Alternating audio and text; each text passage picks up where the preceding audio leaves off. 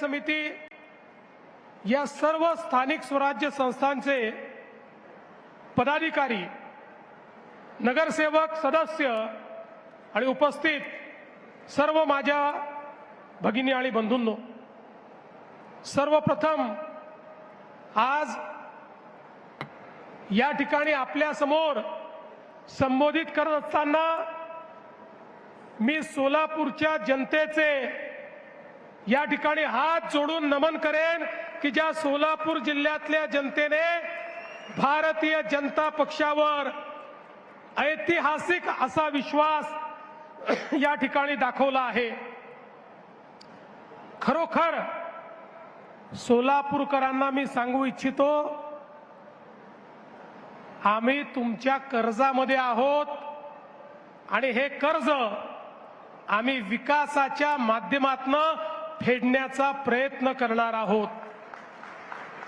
तुमच्या प्रेमाच्या कर्जात तर जन्मभर राहू, पण तुम्ही विकासाकरता आम्हाला जे कर्ज दिलाय या 5 वर्षामध्ये या ठिकाणी प्रामाणिक प्रयत्न करून सोलापूर शहर, सोलापूर जिल्हा इथल्या प्रत्येक व्यक्तीच्या आशा, आकांक्षा, अपेक्षा या पूर्ण करण्याचं काम हे निश्चितपणे या ठिकाणी आपण करणार आहोत। मगाशी पालकमंत्री साहेबांनी सांगितलं 2017ला आपण 49 निवडून आलो होतो, 2026 मध्ये 102 जागा लढवून 87 नगरसेवक आपले निवडून आले। सोलापूरच्या इतिहासामध्ये हा देखील एक रेकॉर्ड आहे। अशा प्रकारचा स्ट्राइक रेट हा कधीच कुठल्या पक्षाला मिळाला नाही। सगळे रेकॉर्ड या ठिकाणी आपण तोडले आहेत। तर जिल्हा परिषदेमध्येही 2017 साली आम्ही 14 होतो, 14 वरनं हनुमान उडी मारली आणि थेट 38 त्या ठिकाणी झालो आणि पूर्ण सत्ता आली। 11 पैकी 10 सभापती आपले झाले।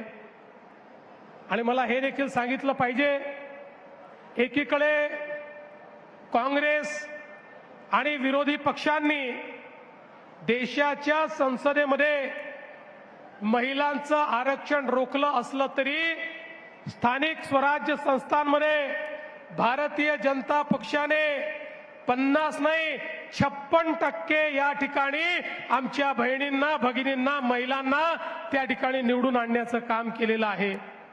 आणि म्हणून मला अतिशय आनंद आहे की एक प्रचंड मोठा विजय हा आपल्याला प्राप्त झाला। आणि अर्थातच या विजयाचे पहिले शिल्पकार ही शहराची आणि जिल्ह्याची जनता आहे। या विजयाचे दुसरे शिल्पकार भारतीय जनता पक्षाचा सामान्य कार्यकर्ता, एक एक कार्यकर्ता ज्यांनी बूथवर काम केलं तो कार्यकर्ता आहे। आणि अर्थातच या विजयाचे शिल्पकार या निवडणुकीचं जे नेतृत्व करत होते, मग आपले पालकमंत्री जयकुमार गोरेजी असतील की ज्यांनी अतिशय उत्तम अशा प्रकारे हा सगळा समन्वय या ठिकाणी घडवला, नेतृत्व केलं, आव्हानांचा सामना केला। आणि सोबत आपली आमदारांची जी टीम आहे, मग या ठिकाणी विजय मालक असतील, सुभाष बापू असतील, सचिन कल्याण शेट्टी असतील, समाधान अवताळे असतील, देवेंद्र कोठे असतील, किंवा आपले माजी आमदार आहेत रामभाऊ सातपुते, राजाभाऊ राऊत, नावं अनेक घेता येतील। आणि त्याचसोबत शहराचे आणि जिल्ह्याचे पदाधिकारी या सगळ्यांनी मिळून हा विजय खेचून आणलाय। लक्षात ठेवा, हा विजय विकासाचा विजय आहे। हा विजय विकासावर ज्यांचा विश्वास आहे त्यांचा हा विजय आहे आणि मोदीजींच्या नेतृत्वात होणाऱ्या परिवर्तनाचा हा विजय आहे, हे आपण सगळ्यांनी लक्षात ठेवलं पाहिजे। आणि म्हणूनच पहिल्यांदा तर निवडून आलेल्या सगळ्या लोकप्रतिनिधींना सांगतो, अनेक वेळा आपण निवडून आल्यानंतर आपल्याला असं वाटतं मी माझ्यामुळेच निवडून आलो आहे किंवा निवडून आली आहे, असा समज आपला असतो आणि मग त्यातनं आपला व्यवहार बदलत जातो. एक गोष्ट सगळ्यांनी लक्षात ठेवा, लोक जसं तुम्ही केलेला विकास पाहतात तसं लोक तुमचा व्यवहार काय आहे हा देखील पाहतात. एक वेळ विकास कमी झाला तर चालतो, पण जनतेसोबत तुमचा व्यवहार कसा आहे हे सर्वाधिक महत्त्वाचं असतं. जनतेला विश्वास वाटला पाहिजे की भलेही एखादं काम होणार नाही, पण भारतीय जनता पक्षाच्या लोकप्रतिनिधीकडे आम्ही गेलो, आम्हाला सन्मान मिळेल, आमचं म्हणणं ऐकून घेतलं जाईल आणि आमच्याकरता प्रामाणिक प्रयत्न केला जाईल, अशा प्रकारची भावना जनतेमध्ये तयार झाली पाहिजे. आणि म्हणून निवडून आलेल्या एकेका लोकप्रतिनिधीला सांगतो, या ठिकाणी भाजपची परीक्षा मोदीजींनी काय काम केलंय याच्यावरनं तर होणारच आहे, पण त्यासोबत स्थानिक व्यवहार कसा आहे याही माध्यमातून या ठिकाणी होणार आहे. त्यामुळे कुठल्याही परिस्थितीमध्ये पारदर्शी प्रामाणिकतेनं काम झालं पाहिजे. कुठल्याही प्रकारचा भ्रष्टाचार आम्ही खपवून घेणार नाही. या ठिकाणी एखाद्याला पदावरनं काढावं लागलं किंवा एखादं पद हातात नाही गेलं तरी हरकत नाही. लोकांनी पारदर्शी प्रामाणिकतेने काम करण्याकरता आपल्याला निवडून दिलेलं आहे. त्यामुळे लक्षात ठेवा, तुमच्या प्रत्येक गोष्टीत देवाभाऊ तुमच्या पाठीशी आहे, पण चुकलात तर चुकीला माफी नाही, हे देखील या ठिकाणी लक्षात ठेवलं पाहिजे. आणि म्हणून मी तर तुम्हाला एवढंच सांगतो, व्यवहाराचं तुम्ही बघा, लोकांशी तुमचा व्यवहार कसा आहे ते तुम्ही ठरवा आणि त्याची काळजी तुम्ही घ्या. विकासाची काळजी माझ्यावर सोडून द्या. तुम्हाला जे जे लागेल, तुम्ही जे जे मागाल, ती प्रत्येक गोष्ट या सोलापूरला या ठिकाणी देण्याचं काम हे मी निश्चितपणे करेन. आपल्याला कल्पना आहे, सोलापूरच्या अभियांत्रिकी महाविद्यालयाचा प्रश्न 1996 पासून भिजत घोंगडं होता. आमचा प्रयत्न आहे याच वर्षी ते महाविद्यालय सुरू झालं पाहिजे, अशा पद्धतीनं आपण ते काम या ठिकाणी करतो. IT पार्कची आपण घोषणा केली, लगेच लोक म्हणायला लागले नुसती घोषणा आहे, नुसती घोषणा आहे. पण घोषणा करून थांबलो नाही.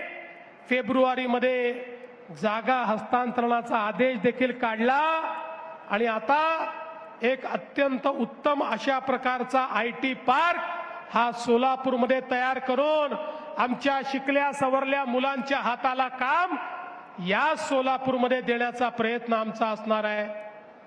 मला इथे आलो त्यावेळी आमच्या गारमेंट असोसिएशनचे लोक भेटले. ते म्हणाले, साहेब आपल्या सरकारच्या पॉलिसीमुळे आम्हाला फार फायदा झाला.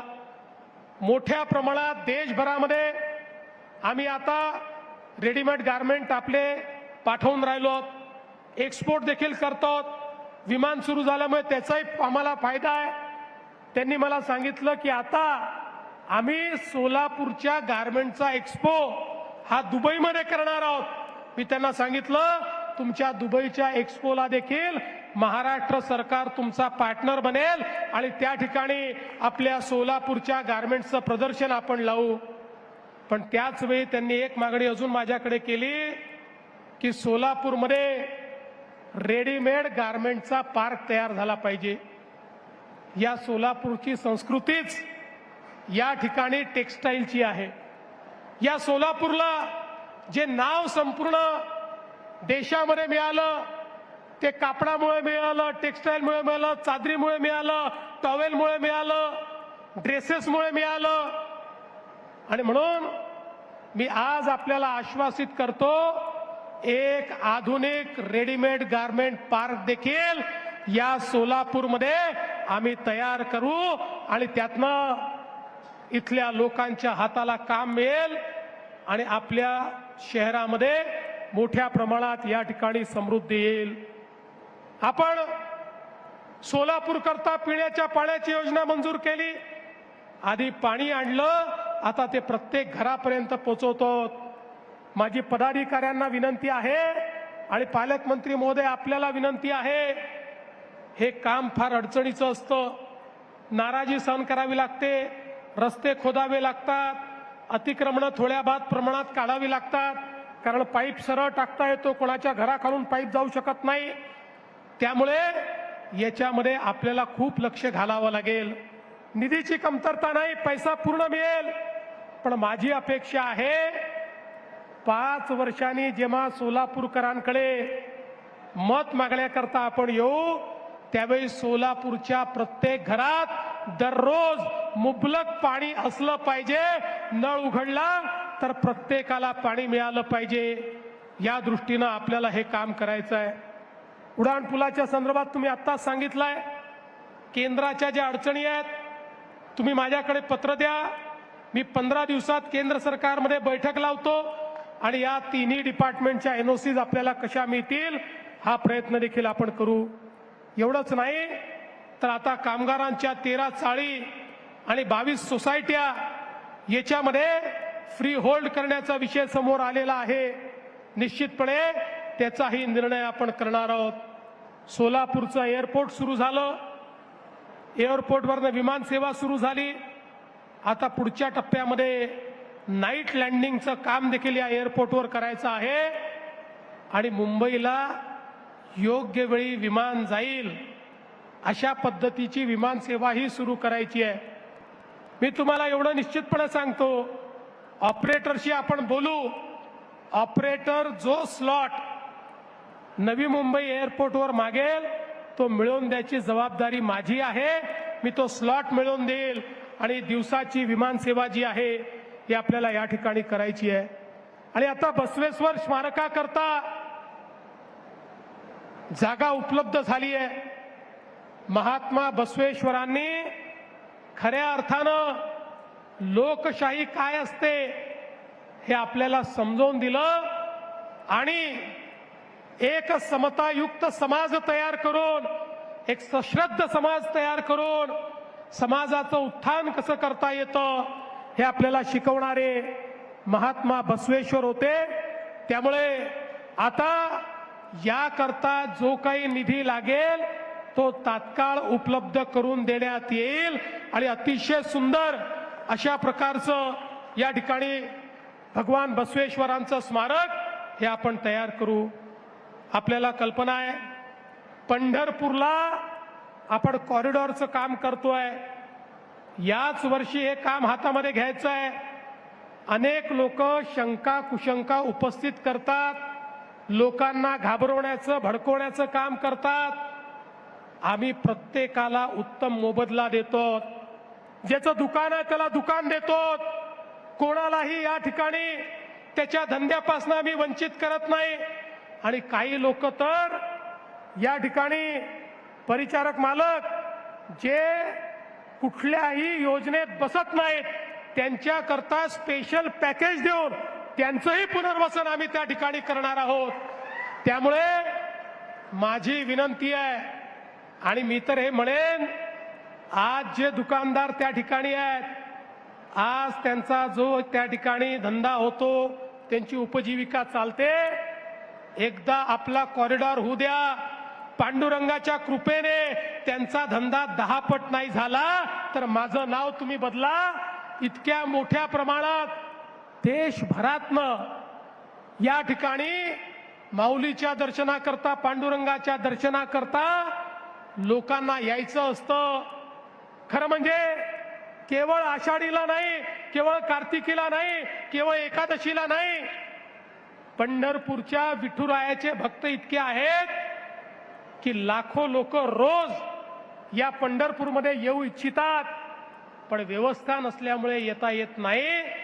आता इतका भव्य, इतका दिव्य, इतका सुंदर कॉरिडॉर आपण तयार करणार आहोत की ज्यामुळे पंढरपूर नाही, या सोलापूर जिल्ह्याची अर्थव्यवस्था बदलून जाईल.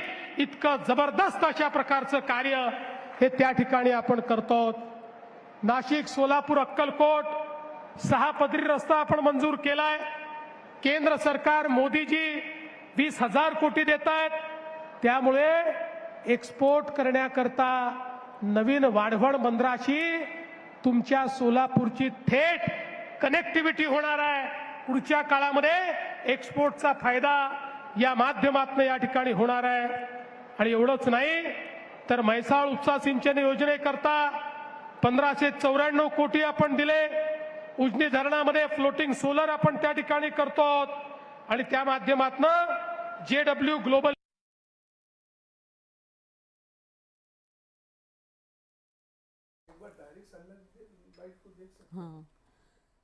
सोलापूरमध्ये मुख्यमंत्री फडणवीस बोलतायत. कॉरिडॉरमुळे नेमकं काय काय होणार आहे ते सांगतायत. सोलापूरच्या विकासाला चालना मिळेल असंही मुख्यमंत्री फडणवीसांनी सांगितलेलं आहे.